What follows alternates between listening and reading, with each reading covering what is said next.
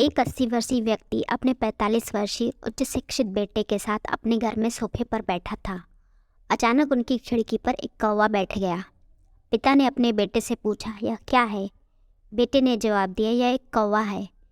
कुछ मिनटों के बाद पिता ने फिर पूछा कि यह क्या है? बेटे ने फिर जवाब दिया कि यह एक कौवा है। पिता थोड़ी देर फिर शांत रहे और उन्होंने फिर पूछा कि यह क्या है?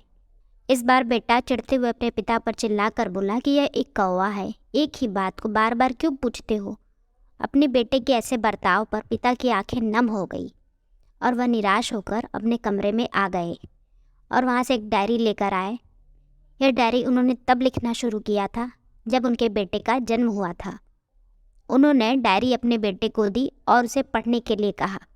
बेटे ने डायरी को पढ़ना शुरू किया। उस डायरी में लिखा था कि आज मैं बहुत खुश हूँ और मैं अपने बेटे के साथ बालकनी में बैठा हूँ।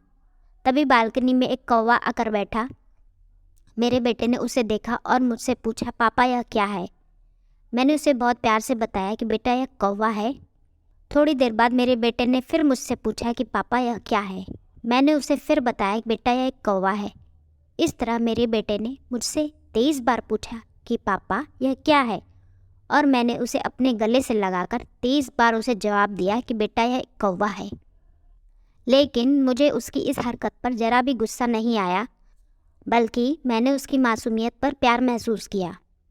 यह पढ़कर बेटे की आंखें नम हो गई और वह मन ही मन बहुत पछताने लगा और सोचने लगा कि मैंने अपने पिताजी से एक ही सवाल को 23 बार पूछा और मेरे पापा ने मुझे बताया, और मुझसे मेरे पापा ने एक ही सवाल को 4 बार पूछा तो मैं उन पर चिल्ला उठा।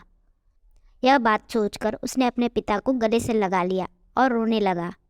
उसने अपने पिता से माफ़ी मांगी और बोला, मुझे आपकी उसी प्रकार सेवा करनी चाहिए जैसे कभी बचपन में आपने मेरी की थी।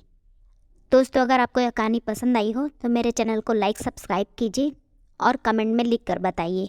तो फिर मिलेंगे एक नई कहानी के साथ।